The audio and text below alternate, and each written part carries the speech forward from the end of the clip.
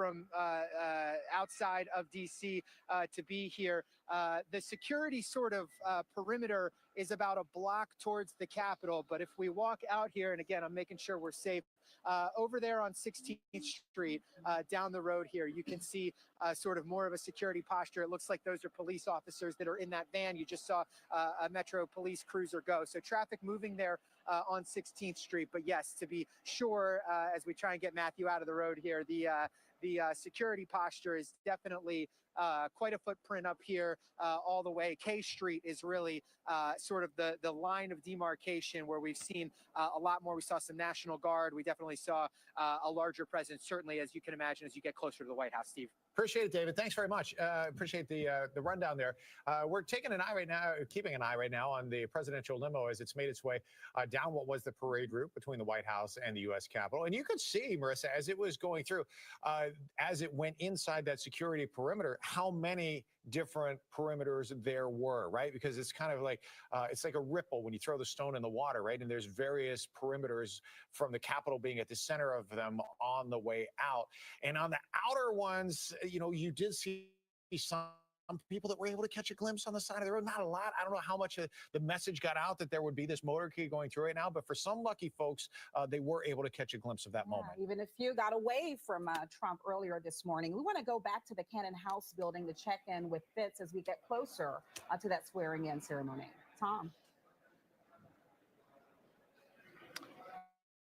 Yeah, we've had a pretty good vantage point outside of our window here on the east front of the Capitol. That is where these arrivals are going to be taking place, any moment. David just mentioned Martin Luther King Day, and we should remark about, all these things that are being said about what will be or what won't be the second Trump presidency today. Martin Luther King had a very famous quote about how maybe to look at all of this. He used to say, the arc of the moral universe is long, but it bends towards justice, meaning it is time that is going to determine, exactly what we about the previous 4 years of the Trump administration. But, Donald Trump enters this moment a different president in a lot of ways. He is term limited. Donald Trump will not be able to run again.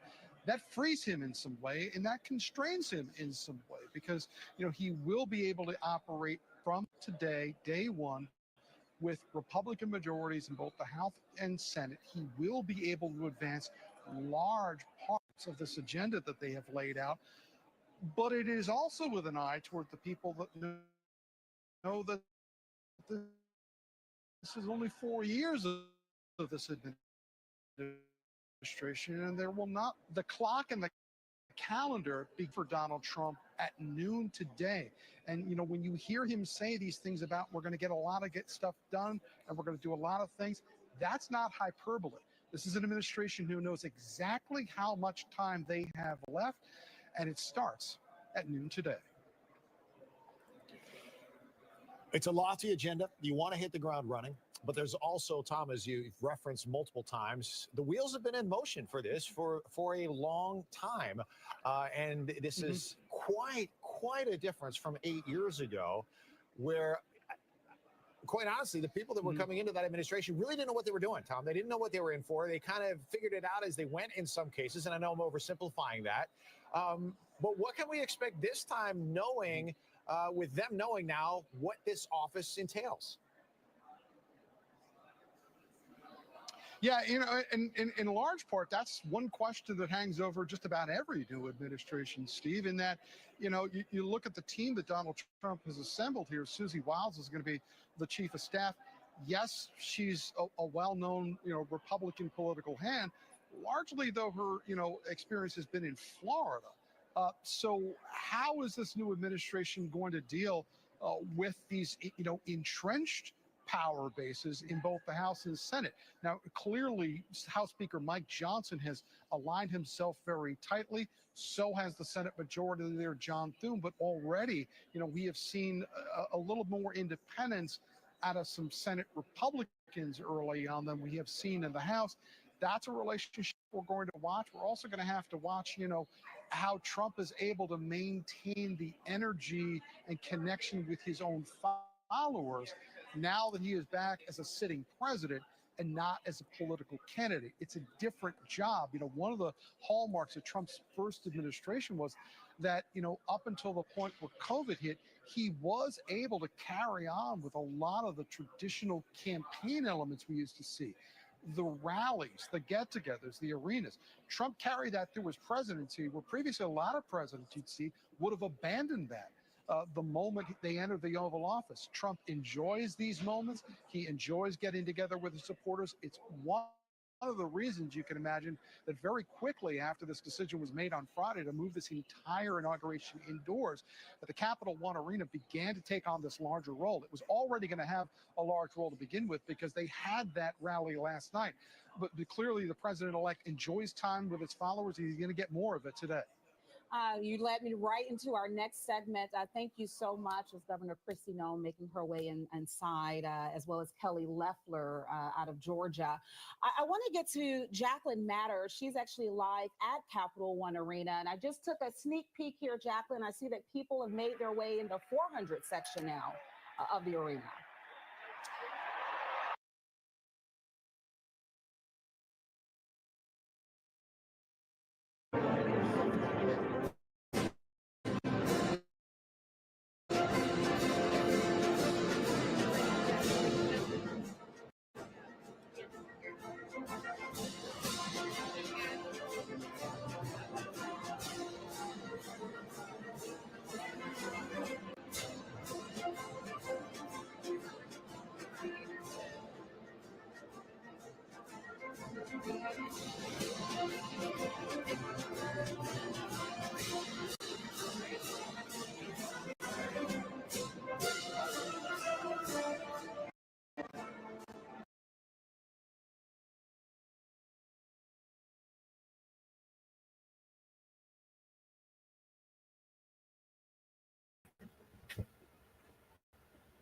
So I decided to just mute the music out or whatever that is coming from Right Side Broadcasting. Shout out to them for their coverage. They do great coverage. I have followed them throughout Trump's whole thing, especially over the past year or so when all the indictments and stuff began. Big shout out to them. But anyway, I just decided to mute it out in case that's what it is, the music background or whatever. So, yeah, let me take off this banner here real quick.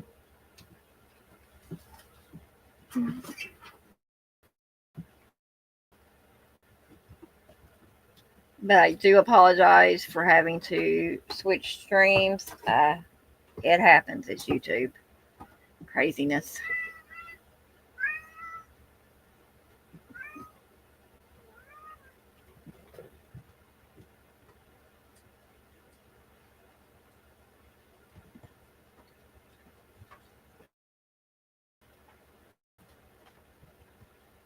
But what we are doing is we are getting ready for the inaugural event to begin. We've had pre-events happening all weekend and last night. Great concert by Kid Rock was performed by him. And it happened to be Kid Rock's birthday also yesterday. So, yeah, it's gracious. Sleepy, sleepy, sleepy.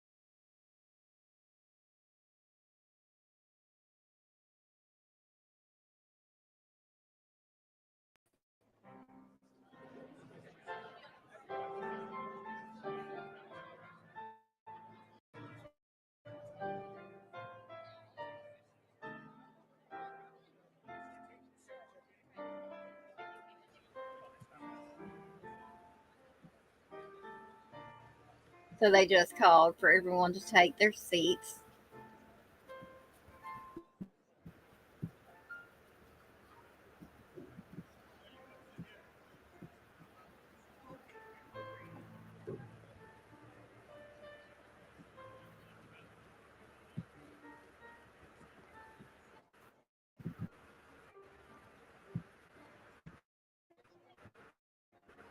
Ladies and gentlemen, at this time, please be seated.